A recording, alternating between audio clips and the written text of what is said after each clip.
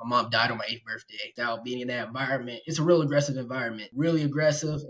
I know a lot of these kids watch and they think it's a joke, but it's like, if I could sum it up, it's like being in the penitentiary and a wolf pack and varsity members just all collide in one. You don't have that. And that wrestling played a big part of my life, especially that preteen years, big part of my life, and even high school, and it prepared me for special operations. All right, folks, today we got a good one. We got my boy Mike Mann. We've been in comms for probably 4 years now. Former Ranger in the Ranger bat, chasing down this pilot dream. I don't think we shot a video with him before, but we are today. So we got Mike on here. A lot of miles beneath his shoes, some flight hours. We're just gonna talk shop a little bit. I thought it'd be good for everybody to hear, seeing how we just made the F35 pilot and the F-18 pilot. Well, let me say this: we didn't make shit. We helped them to make themselves into what they became. So.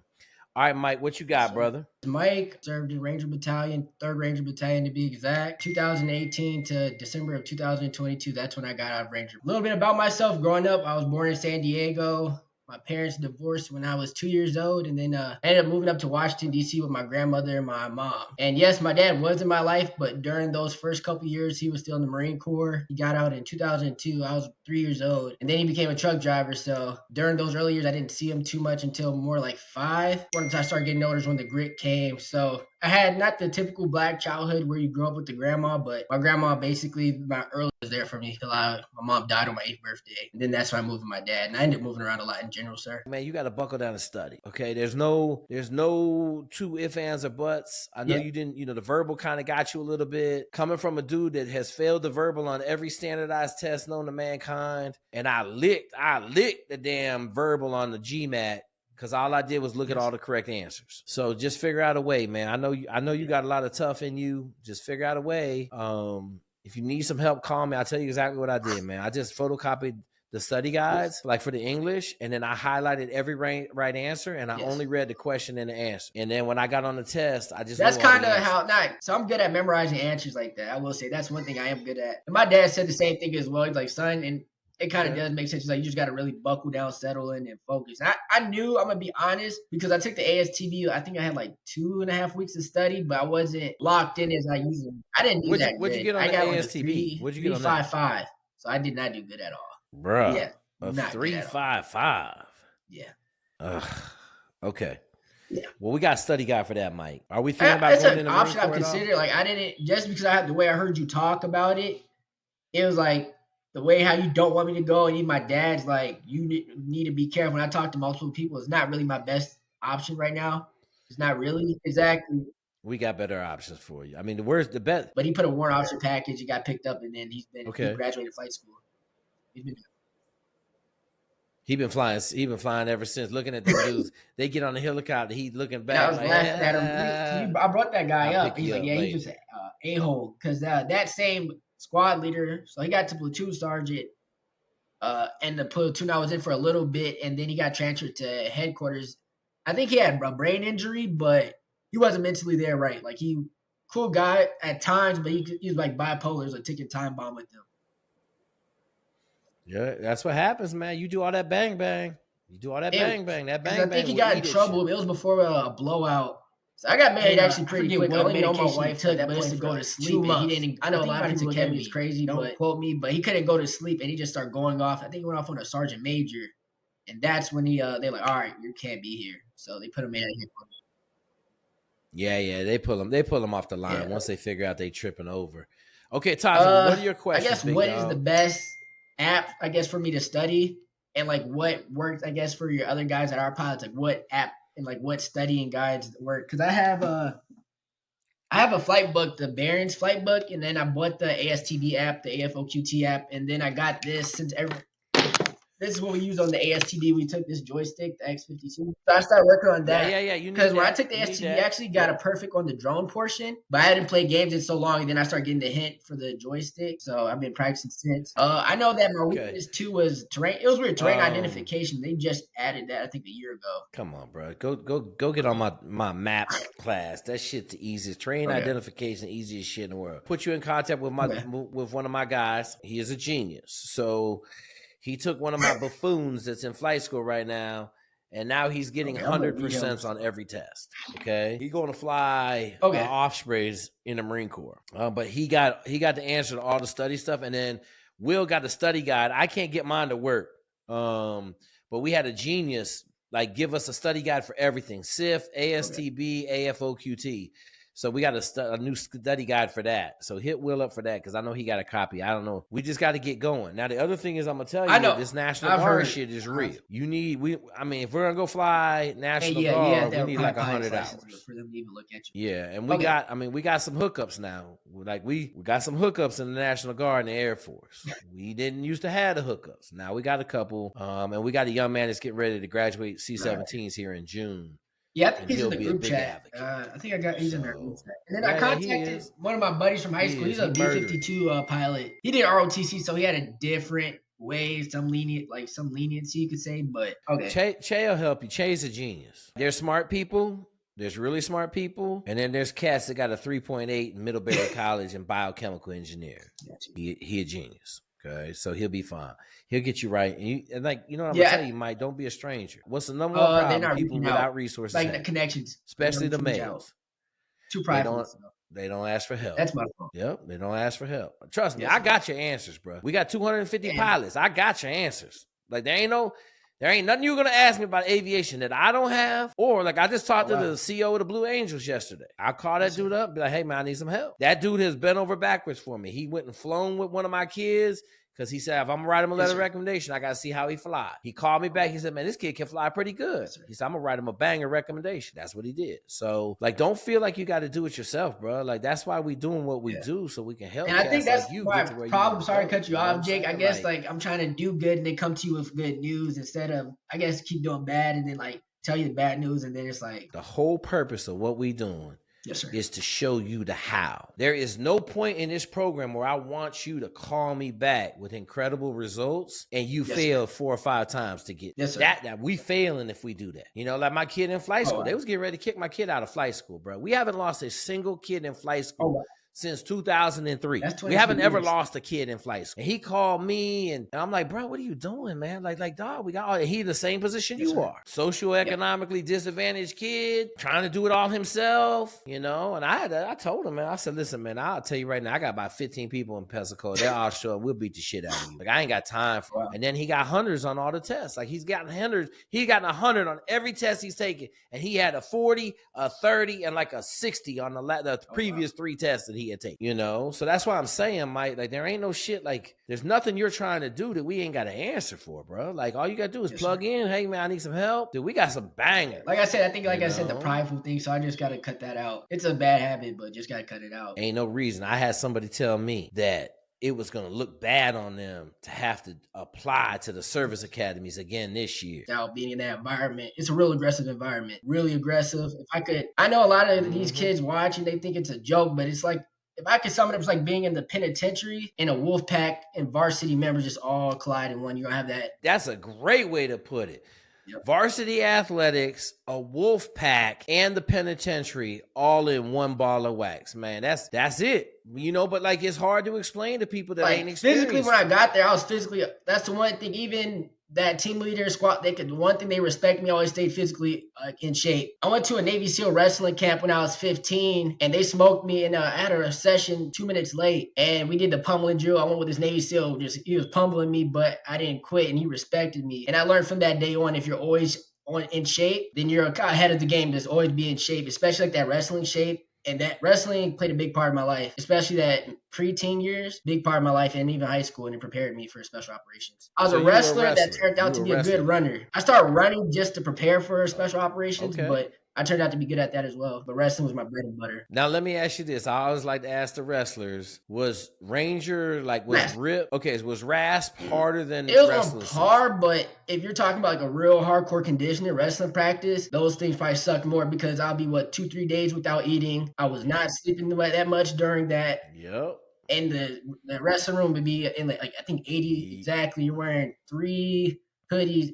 sucked. Yep, I try to explain it to people, but until you wrestle, like people are like, there's no way." I'm like, "Look, man, I wrestled in college, bro. That shit was 10 times harder than any It day in is. SEAL training was. Hell week, all that shit. Like not eating and going to wrestle, 6 hours a And I have day. a Come buddy. I on, think I put bro. you in Come on, contact. He man. now he's Division 2. He wrestled Division 1 originally, but I knew guys that won state that declined to wrestle D1. They did not want to go through that lifestyle. It's a different lifestyle. You made a decision to get out. Talk to me. August of 2021, I got married.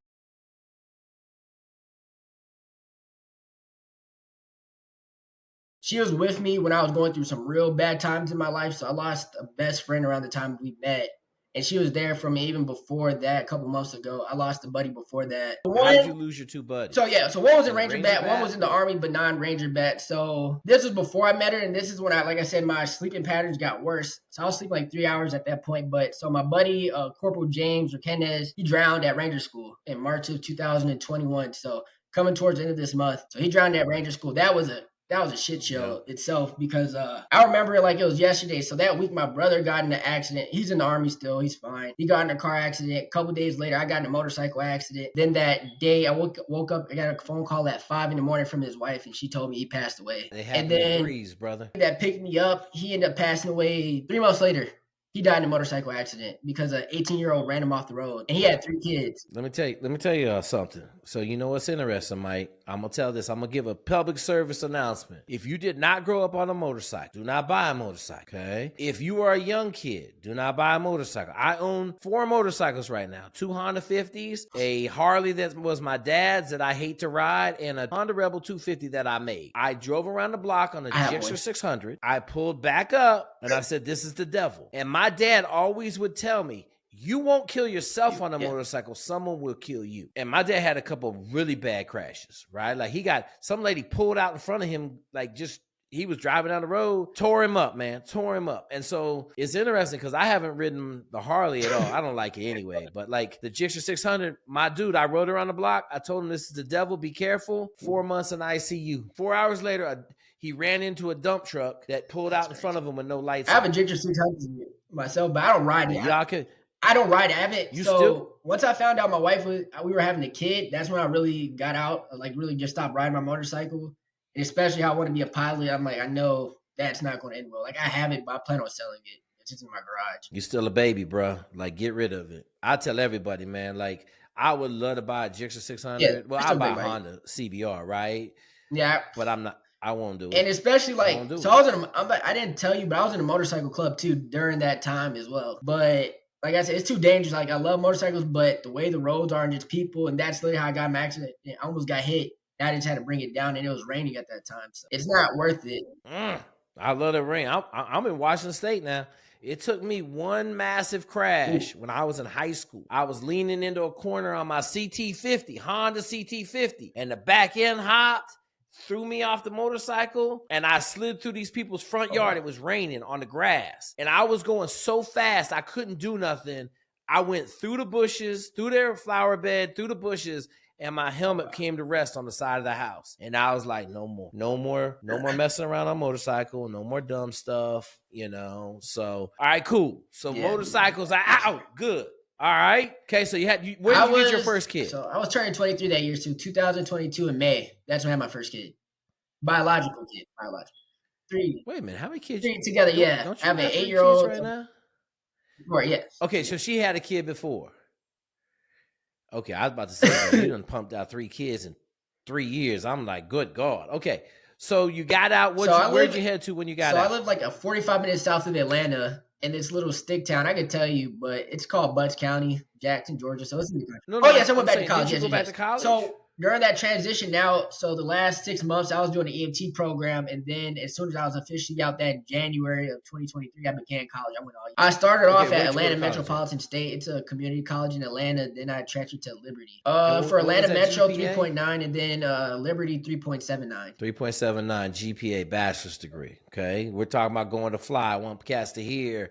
No. Like, don't come at me with a 2.2 talking about I'm putting in work. And even still, okay, I commend you, Mike. That's a banger right there. What fueled me the most to get my degree, I guess, because what I didn't accomplish in the military, I had when I got out, I had a lot of rage. I didn't even realize, and that's why I started doing judo had a lot of rage, just how things didn't go as I wanted. And I just used that. That thing would fuel me up. I was getting mad. I'm like, no, I can't let them get that last lap. I'm like, no, I gotta be successful when I get out. Yeah, bro. I mean, dog, listen, I had the same problem. And Like, my I had the dad, I same wish run. I listened to my dad Yeah, I had the before. same run. So I lived with my dad in my older years from like basically 12 to 16, 17. I lived with his baby mom. But during like he didn't even want me to enlist, but I was being basically prideful, not listening to him as like your typical teen, like, all right, whatever. And I told him once I enlisted what I did. He's like, Mike, you messed up. He's like, I love you, son. But he's like, should not have done that. You should have went to office. Yeah, I lived You in talking about Canada. So I Canada? lived in Canada for 3 years. Total of my life. It's easy to goof off in Toronto Yeah. now. I done been in Toronto a couple times now. That's the city. That Yeah. city full of So Caribbean goof off his people. dad is So Jamaican. Like my dad, his dad's Jamaican, and his mom, she's biracial, but her dad's Jamaican and she's British. all right, so Yes. you bang out this degree. How In long ago did you total, finish the 23 degree? months. So I started in January 2023, and then I finished in December of 2024. So not that long ago. You got a Yes. 3.9. You got a brand new baby. Okay. Not sure why you can't talk on Oh, the she's phone and sick. hold the baby at the She's sick, same so time, she's but I just. know you got some But you got some daddy limitations. It's okay. You'll get it. yes. You'll get it. You got 3. And we got a young man that's getting ready to graduate Right. C-17s here in June. Yeah, I think And he's in he'll the be a group big chat. advocate. I think he's in their group So chat. And then I yeah, he contacted is. one of my buddies from high school. He's a He murdering. B-52 pilot. He did ROTC, so he had a different way, some leniency you could say, but okay. Che will help you. Che's a genius. There's smart people. There's really smart people. And then there's cats that got a 3.8 in Middlebury College in biochemical engineer. He a genius. Okay. So he'll be fine. He'll get you right. And like, you know what I'm going to Yeah, tell you, Mike, don't be a stranger. What's the number one they're problem not people reaching without out. resources Like the have? connections. They Especially don't the reach out. males. Too They prideful. don't they don't ask for help. That's my fault. Yep, they don't ask for help. Trust me, Yes, I got your answers, bro. We got 250 and pilots. I got your answers. Like there ain't nothing you're gonna ask me about aviation that I don't have. Or like I just talked to the CEO of the Blue Angels yesterday. I call that dude up, be like, hey man, I need some help. That dude has bent over backwards for me. He went and flown with one of my kids. Because he said, if I'm going to write him a letter of recommendation, I got to see how he fly. He called me back. He said, man, this kid can fly pretty good. He said, I'm going to write him a banger recommendation. That's what he did. So, like, don't feel like you got to do it yourself, bro. Like, that's why we doing what we do, so we can help And I think that's like you my get to where problem. you Sorry to go. cut you off, Jake. I guess like I'm trying to do good and they come to you with good news instead of, I guess, keep doing bad and then like tell you the bad news and then it's like. The whole purpose of what we doing Yes, sir. is to show you the how. There is no point in this program where I want you to call me back with incredible results and you fail 4 or 5 times to get that we failing if we do that. You know, like my kid in flight school, they was getting ready to kick my kid out of flight school, bro. We haven't lost a single kid in flight school since 2003. We haven't ever lost a kid in flight school. And he called me and I'm like, bro, what are you doing, man? Like, dog, we got he in the same position you are. Socioeconomically disadvantaged kid, trying to do it all himself, you know? And I told him, man, I said, listen, man, I'll tell you right now, I got about 15 people in Pensacola. They're all sure we'll beat the shit out of you. Like, I ain't got time for it. And then he got hundreds on all the tests. Like, he's gotten hundreds.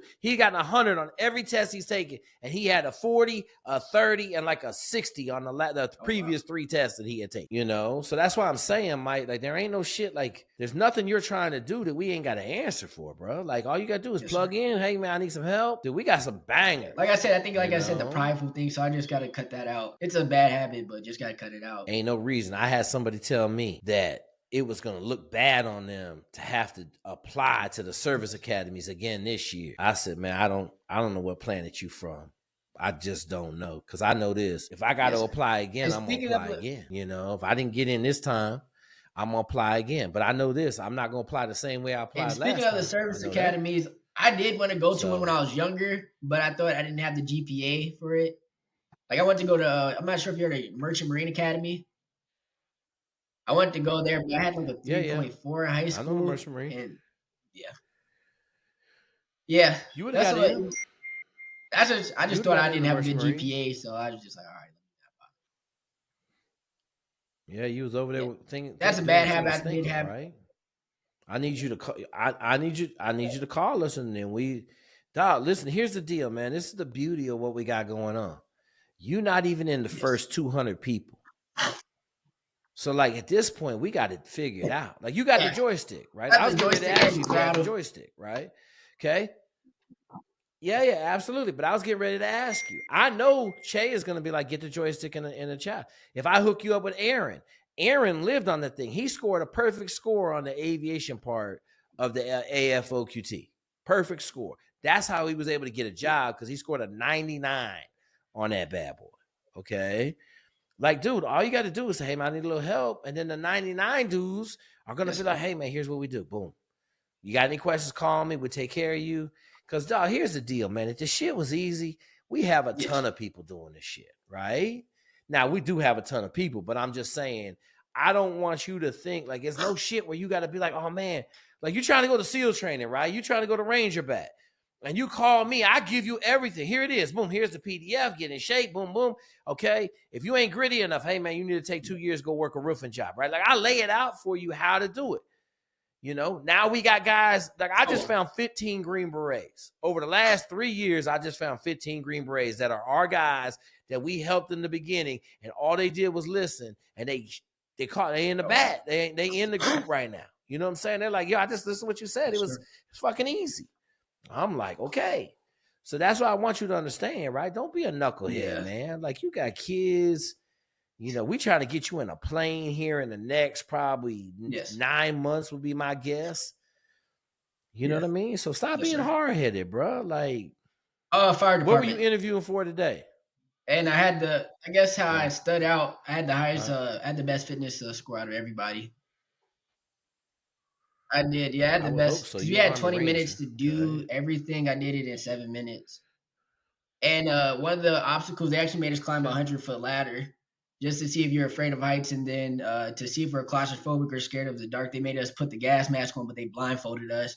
And then they made us go in the maze and crawl through it. And there's obstacles in it. It was like complete dark. So they tested us out that way. And I passed the written test for that as well. So yeah. Yeah, let me tell you something, Mike. If you can't pass a fireman's test as an Army Ranger, bruh, I'm going to have to ask you, were you really an Army Ranger? Yeah. Right? Like, come on, man. Like, you should go in that mug and but shit, I got maybe like 15 firemen.